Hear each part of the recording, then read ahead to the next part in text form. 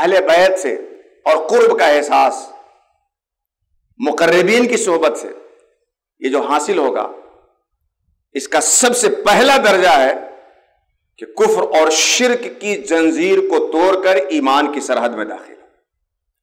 اللہ تعالیٰ سے قرب کیسے ہوتا ہے؟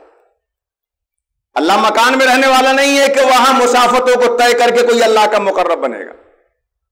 اللہ رب العزت لا یتمکن فی مکان، وہ مکان سے منزہ اور پاک ہے، پھر اللہ کا مقرب کیسے ہوگا آدمی؟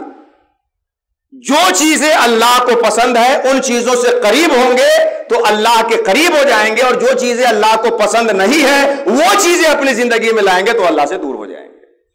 قرب الہی کی سب سے پہلی سیڑھی ہے ایمان کو اختیار کرنا اور کفر کو ترک کرنا۔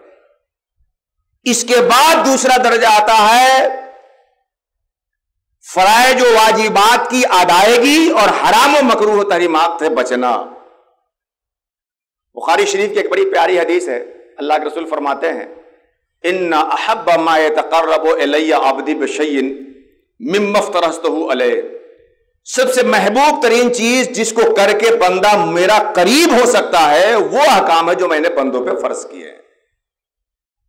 اللہ کا قرب پانے کا سب سے اہم ذریعہ جو بندے کے اوپر فرض احکام ہے وہ کرے، پھر فرض احکام ایک مخصوص مقدار میں ہے، اس کو کر لینے کے بعد نوافل کے ذریعے سے بندہ اللہ کا مقرب بنتا ہے۔ اتنا مقرب ہو جاتا ہے اللہ ہاتھ ہو جاتا ہے جس سے پکڑتا ہے، آنکھ ہو جاتا ہے جس سے وہ دیکھتا ہے، زبان ہو جاتا ہے جس سے وہ بولتا ہے، پھر اس کے بعد زبان بندے کی ہوتی ہے، بات خدا وحدہ لا شریک کی ہوتی ہے، قرب فرائض کا مقام آ جاتا ہے۔ تو اللہ تعالیٰ کا قرب مسافتوں کو طے کر کے نہیں ہوتا، مکان کو طے کر کے نہیں ہوتا۔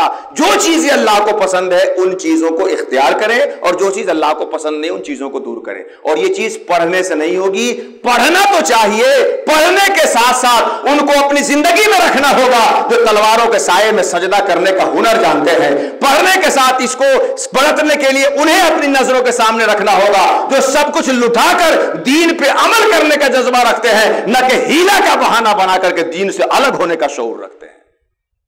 اس قرب کو پانے کے لیے کربلا کو سامنے رکھنا ہوگا، اہل بیت اطہار کو سامنے رکھنا ہوگا، نبی کریم کے گھر والوں کو سامنے رکھنا ہوگا، مقربین الہی کا شجرہ اور ان کی زندگی کو سامنے رکھنا ہوگا، تب جا کر کے آپ مصیبتوں کو برداشت کر کے اللہ کا قرب پا سکیں گے۔ اللہ تبارک و تعالیٰ سے دعا ہے کہ مولا کریم تو نے بڑا عظیم احسان ہم سب پہ کیا کہ ایمان کی اور اسلام کی نعمتوں سے سرفراز فرمایا۔ مولا ان نعمتوں کی اہمیتوں کا احساس ہمارے دلوں میں جگا دے اور اس راستے کا مسافر بنا دے جس راستے پر چل کر ہم تیرا مقرب بن سکتے ہیں۔ آمین آمین وما علینا الا البلاغ المبین۔ السلام علیکم ورحمۃ اللہ وبرکاتہ۔